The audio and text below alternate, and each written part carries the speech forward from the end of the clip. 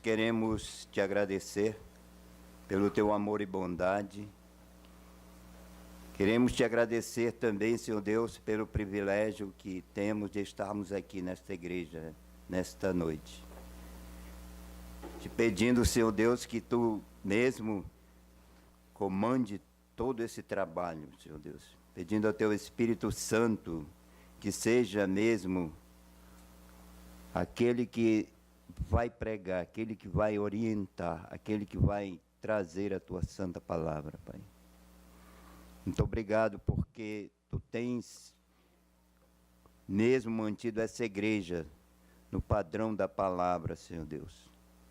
E neste momento quero colocar a minha vida nas Tuas mãos, te pedindo que eu seja usado apenas como instrumento nas Tuas mãos.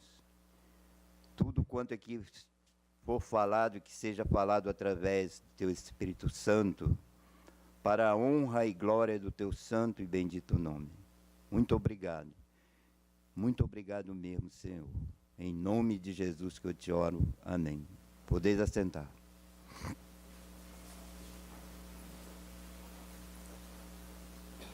Gostaria de dar boa noite a todos os irmãos que aqui chegaram. E realmente é uma alegria estar mais uma vez aqui. Não só uma alegria, mas uma responsabilidade. Quanta alegria, até eu fiquei assim, emocionado com a irmã Jane, quando ela estava aqui participando desse culto com esse tão belo trabalho.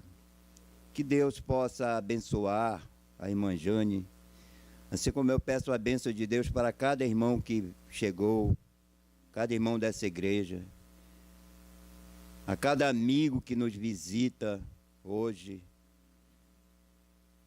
pedindo mesmo que vocês possam entender que Deus mesmo, que Ele possa abrir o vosso entendimento para aquilo que vamos falar. Queria que abrisse as Bíblias novamente em Mateus, capítulo 11. E vamos ler só um versículo, versículo 28. Mateus 11, 28. Assim diz a palavra de Deus. Vinde a mim todos os que estáis cansados e sobrecarregados, e eu vos aliviarei. Irmãos, esse texto que acabamos de ler, que foi lido pelo irmão César, eu diria que há poucos textos assim bíblicos que contêm em tão poucos versículos, eu diria assim, preciosas verdades. Que Deus nos dê olhos, a todos nós que estamos aqui, para ver, e coração para apreciar o grande valor dessas verdades. No versículo 25, Jesus está orando a Deus. 25 até 27, está orando a Deus. Ao Pai, Senhor do céu, ele diz, e da terra. Irmãos, eu tenho verificado tantas orações na Bíblia que cita essa verdade. Senhor, Criador dos céus, da terra, do mar e de todas as coisas. Jesus está realmente falando da grandiosidade que é o nosso Deus. Nós precisamos entender nessa oração, estar atento para as duas palavras que ele fala aqui. Porque ocultaste estas coisas aos sábios, instruídos, e as revelaste aos pequeninos. É tão interessante essas duas pequenas palavras. Saber que não é pela sabedoria humana, Saber que não é a sabedoria humana que comanda tantas coisas no mundo, mas quando chega aqui, para.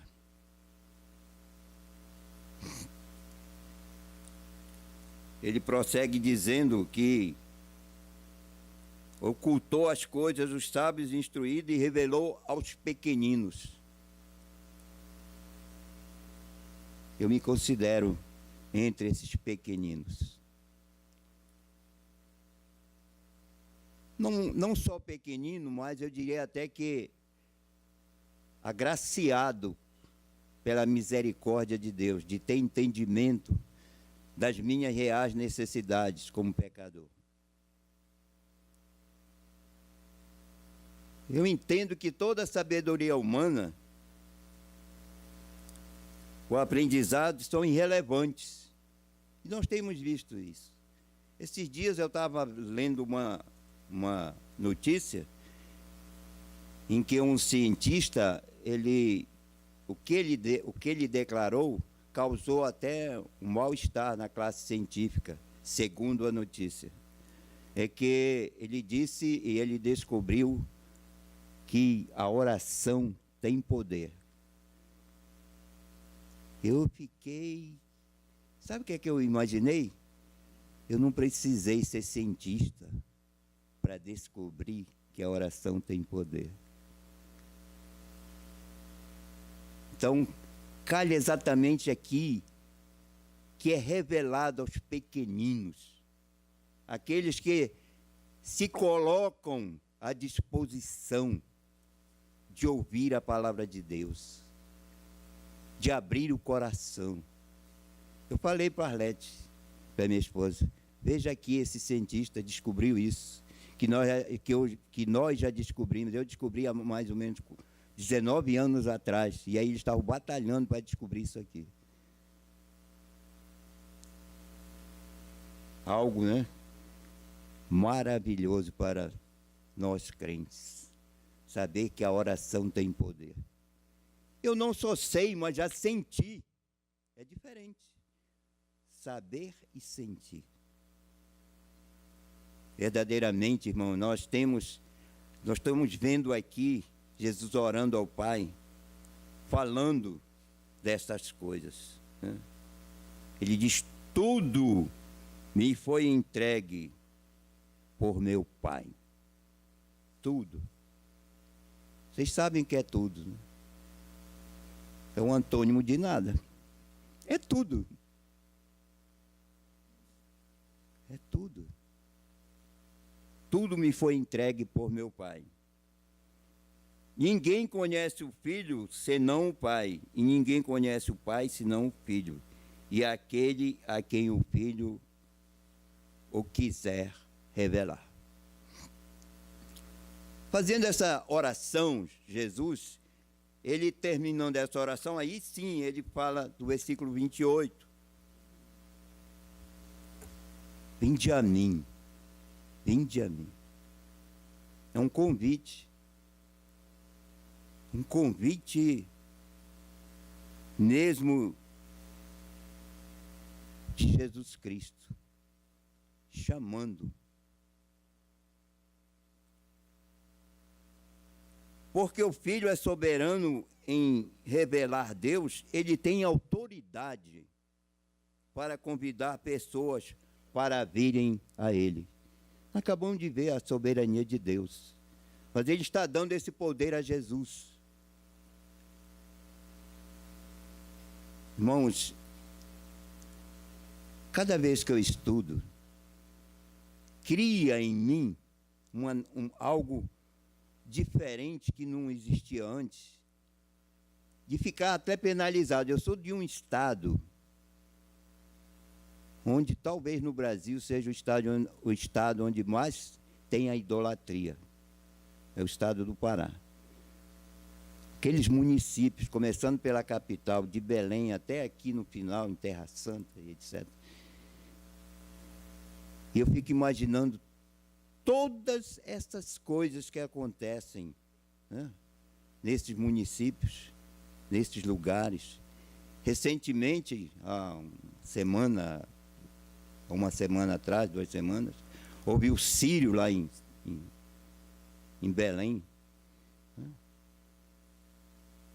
A minha cidade, que é Oriximiná, também tem um Sírio. Lá no dia do Sírio, eles não dizem nem bom dia, é bom Sírio. É assim que se cumprimentam na rua. Esse ano eu já estive lá, e eu só chego lá no dia do Sírio. E no barco, quando eu vou, o pessoal pensa que eu vou para o Sírio. É que dá sempre com o aniversário da minha mãe. Dia 7 de agosto ela faz aniversário. E agora, dia 7 de agosto, era o dia do Sírio. Quando chega lá, opa, seja bem-vindo ao Sírio. Eu fico imaginando essas pessoas não têm essa ideia, né, do quanto eles precisariam ouvir Jesus chamando: vinde a mim, vinde a mim, vinde a mim.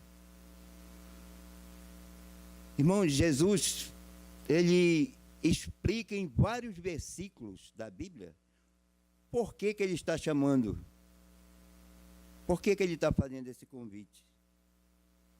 João 14, 6, ele diz: respondeu-lhes Jesus: eu sou o caminho e a verdade e a vida. Ninguém vem ao Pai senão por mim. Esse é um versículo que ele explica por que ele chama. Porque não existe outro. Não existe outro. Por que eu citei o meu estado? Porque lá existe outro. Outra. Eu tenho explicado isso para muitas pessoas. Você acredita que tem pessoas que entendem que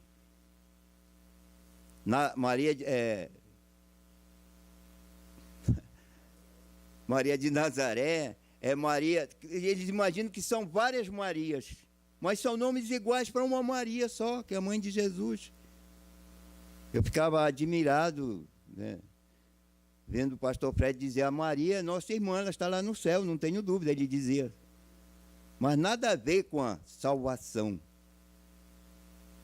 Ele chama o convite também, ele convida. 1 Timóteo diz: porquanto há um só Deus e um só mediador entre Deus e os homens. Só há um mediador, que é Jesus. Tem um texto muito bonito em Isaías 55, 6, que diz: buscai o Senhor enquanto se pode achar. Invocai-o enquanto está perto. Ele está chamando, ele está convidando. Hoje é o dia da salvação, é hoje. Está chamando agora.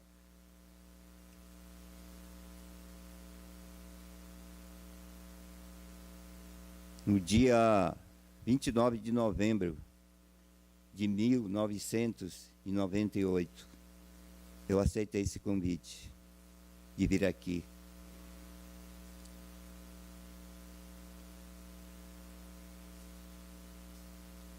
Eu não tenho nenhuma dúvida, eu tenho falado isso para todo mundo que quer saber a respeito da salvação. Eu não tenho nenhuma dúvida do poder de Deus. Eu não tenho. Eu imagino, eu fico pensando o dia que ele me chamou. Eu era incrédulo, pecador perdido. Dizia que nunca entraria aqui, nunca entraria nessa igreja. E foi aqui que eu entrei, naquela porta ali. Sozinho. Ninguém me trouxe, mas ele me chamou. Ele me chamou. Assim como chamou muitos aqui. Vocês já ouviram o pastor Herbert falar também, né? O dele foi dia 2 de novembro, está perto. Fazendo aniversário. No dia 2 de novembro ele foi assistir um batismo. Então, cada um tem uma sua história para contar. Eu tenho a minha. Eu tenho a minha. O dia que eu aqui cheguei.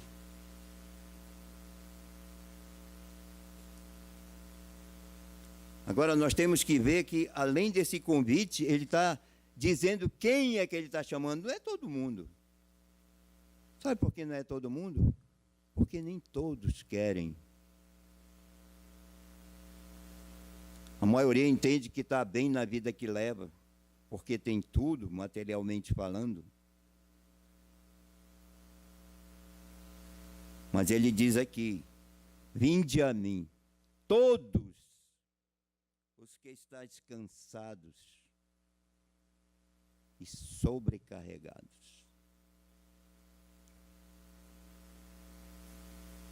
Essa é uma descrição bastante ampla deste versículo. Todos que estão com pecados, carregados de pecados.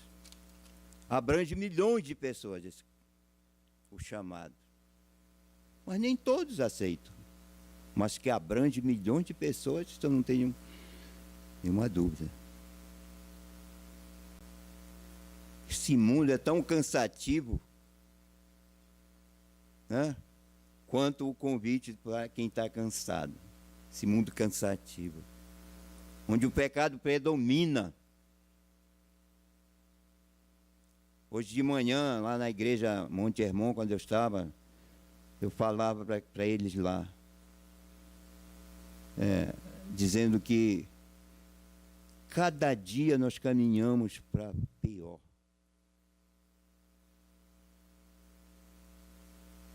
As crianças ficaram, eu até pedi que ficassem participando, eram poucos irmãos, mas tinha muita criança, tinha umas 12 crianças.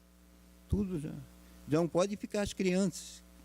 Parece que não tinha um professor, e aí que. Não, fique as crianças aí. Fique as crianças, por favor. E eu falava, algumas estavam até com as mães lá. Eu falava alertando, para tomarem cuidado com as crianças nas escolas. Falei para as mães que estavam lá. Tenham cuidado com seus filhos, vejam o que eles estão aprendendo nas escolas. O que é que estão ensinando? Porque o mundo virou de cabeça para baixo, irmãos.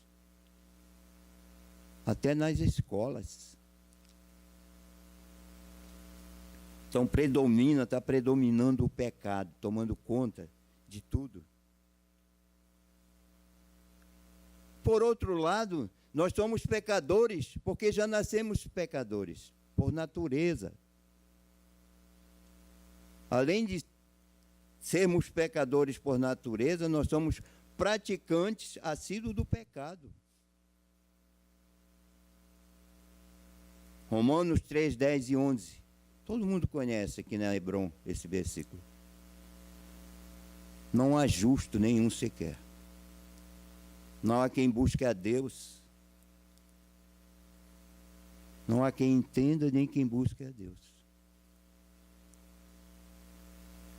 Eu sempre acrescento, dizendo que além de não há quem busque a Deus, não há quem entenda, nós somos por natureza desobedientes às coisas de Deus. E o pior de tudo, acabou, não existe mais temor a Deus. Isso que é mais interessante nós vermos. O povo não tem temor a Deus. Brincam com Deus. Brincam com Deus.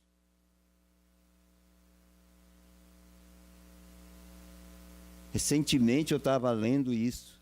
Brincadeiras com Deus. A gente só pode dizer, tem misericórdia desse povo.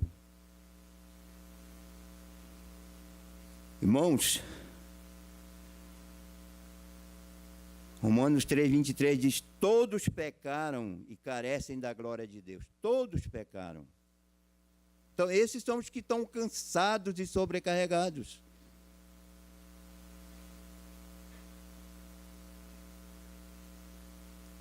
Mas, irmãos, não tenho, eu tenho visto, olhado textos na Bíblia, e nos estudos aqui, às terças-feiras, nós estamos estudando Efésios.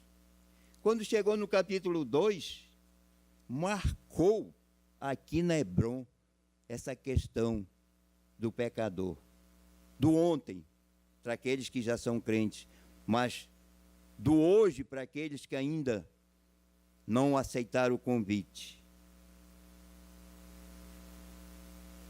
Se eu pudesse, toda vez que eu fosse falar, pregar numa igreja, eu iria ler esses 3 versículos de Efésios capítulo 2. É a história. O pastor disse que era a história dele, mas é a minha também, viu, pastor? A minha história. Ele vos deu vida. Efésios capítulo 2, versículo 1. Estando vós mortos nos vossos delitos e pecados, nos quais andastes outrora segundo. E o pastor disse que ele ainda diz segundo e seguindo, né? Segundo o curso deste mundo. É verdade tudo isso. Esse mundo tem um curso. E a maioria anda no curso deste mundo. Segundo o príncipe da potestade do ar, do Espírito que agora atua nos filhos da desobediência, entre os quais também todos nós andamos outrora. Todos nós. Segundo a inclinação da nossa carne, fazendo a vontade da carne e dos pensamentos. E éramos, por natureza, filhos da ira. Por natureza, filhos da ira, como também os demais. Eu estava estudando esses dias, eu estava vendo aquele texto que Samuel chegou com o rei Saul. Ele disse, mas tu estás agindo contra o que Deus te ordenou. Aí sabe o que Saul disse? Não, mas eu estava ouvindo o povo que pediu. E também nós éramos assim, seguindo a voz do povo. Imagina o que o rei disse para ele. Não, eu atendi o povo. E assim é no Brasil. No Brasil o pessoal diz, a voz do povo é a voz de Deus. Que loucura dizer isso, que a voz do povo é a voz de Deus. Isso é a maior loucura que as pessoas aprenderam. Não, Deus é brasileiro. Brasileiro? Se Deus fosse brasileiro, não tinha brasileiro vivo.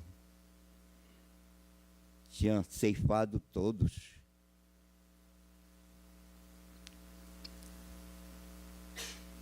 Essa é a triste situação e esses são os chamados. A condição das pessoas. Estão cansados e sobrecarregados. Mas vejam bem, o conforto que Jesus oferece. Eu vos aliviarei. No versículo 29 ele completa e diz, e acharei descanso para a vossa alma.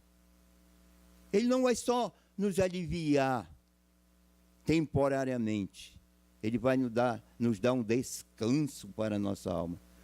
Jesus é o Senhor do descanso. Ele não disse que ele é o Senhor do sábado? O sábado é o descanso. Que a Bíblia fala. Irmãos, nós devemos entender aqui, e quantos aqui estão que precisam ainda entender que preciso chegar a Ele.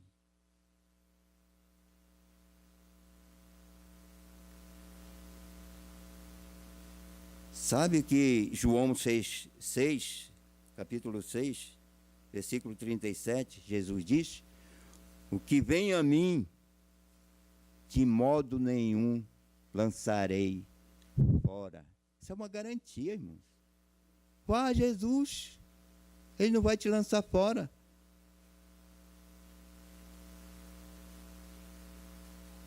Ele diz: tomai sobre vós o meu jugo e aprendei de mim, porque sou manso e humilde de coração, e achareis descanso para a vossa alma.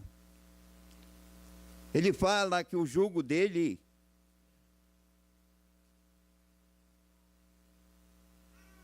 o meu jugo é tomai sobre vós o meu jugo. Ele está falando do jugo. Em relação ao judeu, que ele está pregando aqui aos judeus, e o judeu tinha 600 e poucos preceitos, mais os mandamentos a seguir, tanta coisa para seguir, e ele está aliviando aqui, que serve para nós hoje. Ele não quer saber o que é que nós já fizemos. Ele está dizendo que o meu jugo é suave.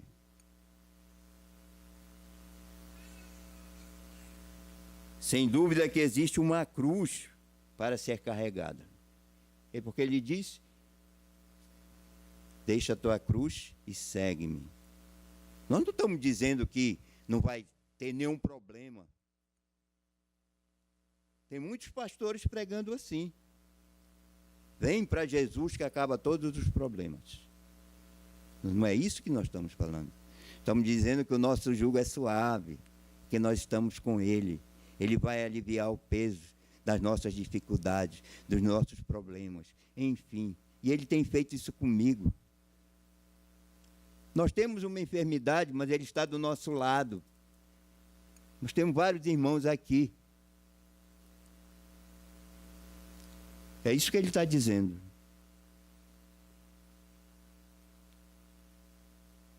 Nós temos uma cruz para ser carregada, se seguimos a Cristo. Indubitavelmente, existem provações e testes a serem enfrentados, e batalhas a serem travadas. A vida cristã é uma batalha do dia a dia, irmãos. Mas uma batalha gostosa. É uma batalha. Hoje de manhã, quando eu falava lá para aqueles irmãos, eu falava do padrão de fiéis. Nós temos que ter palavra, procedimento. Essas coisas mudam qualquer cristão, qualquer seguidor de Cristo, mesmo com a nossa cruz a carregar.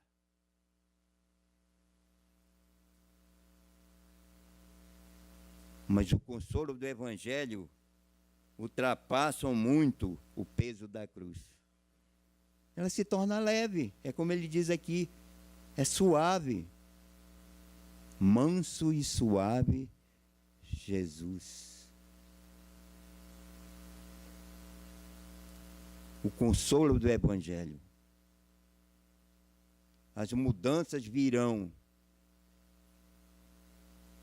Eu hoje falava de manhã, aqueles irmãos que eram poucos, porque, irmãos, muitos querem seguir a Jesus como Pedro estava seguindo um tempo, de longe. Muitos não estão nem longe. Vamos usar uma palavra mais difícil ainda, ou maior talvez, distante, quilômetros. Eu falei para eles: como queremos receber graça se não seguimos Jesus? Não vão à igreja, não querem acordar cedo para ir para a igreja aos domingos. Eram poucas pessoas. Eu disse para eles. E é exatamente isso que muda quando nós estamos em Cristo verdadeiramente. Nós temos sede de falar de Cristo para as pessoas. Amor às almas perdidas, amor ao próximo, enfim, essas virtudes que são benéficas para nós. Irmãos, precisamos ter mudanças consideráveis, indubitáveis nas nossas vidas. Jesus disse em João 11, 25 e 26. Eu sou a ressurreição e a vida. Quem crê em mim, ainda que morra, viverá. E todo que vive e crê em mim não morrerá eternamente. Creis isto? Creis isto? Nós acabamos de cantar, meu amigo, hoje tu tens a escolha, a vida ou a morte. Jesus está te chamando, está te convidando a vir a Ele. Alguns estão titubeando, estão indecisos a aceitar Jesus.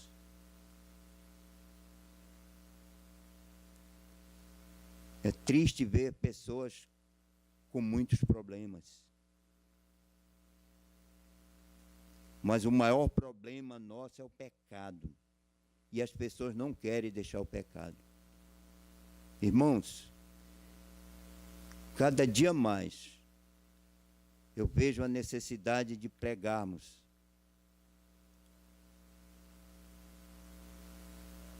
E no lugar onde é mais difícil pregar, eu tenho visto o poder de Deus. Nós estávamos ontem com duas senhoras que eram carolas, tomando o café da manhã, e surgiu uma hora em que eu comecei a cantar corinhos com elas. A Lete ria, né? Porque eram carolas mesmo da Igreja Católica. E daqui a pouco nós vamos cantar uns corinhos enquanto nós estamos aqui presos nessa. E eu fiquei, depois eu agradeci a Deus, porque tudo coopera para o bem daqueles que amam a Deus.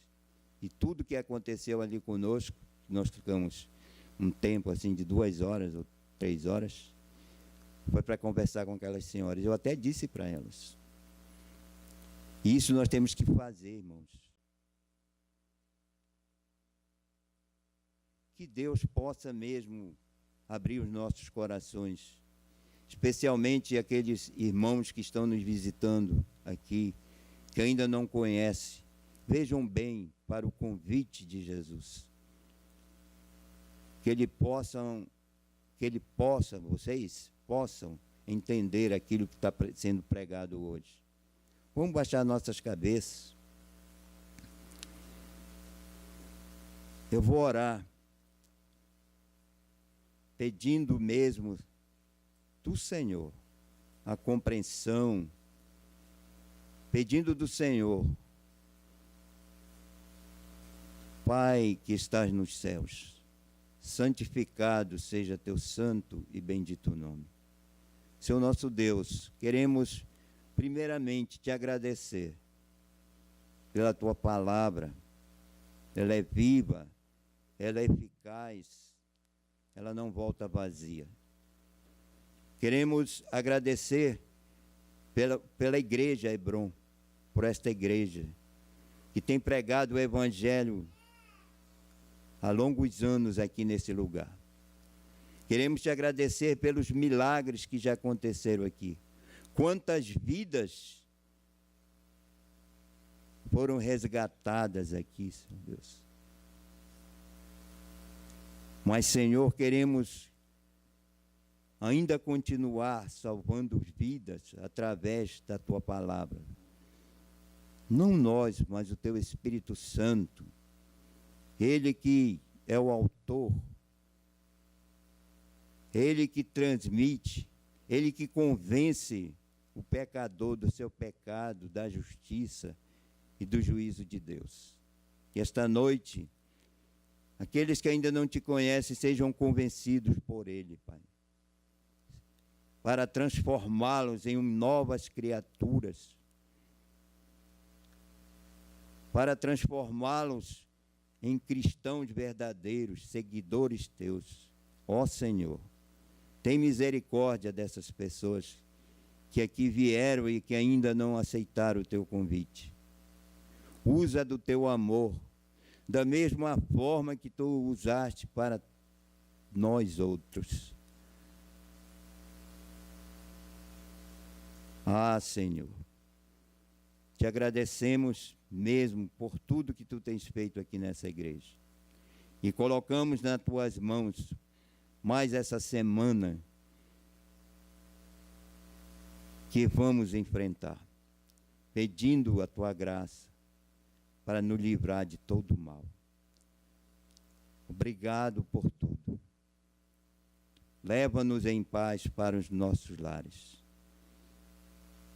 E que tudo seja feito para a honra e glória do teu santo nome. Amém. Obrigado.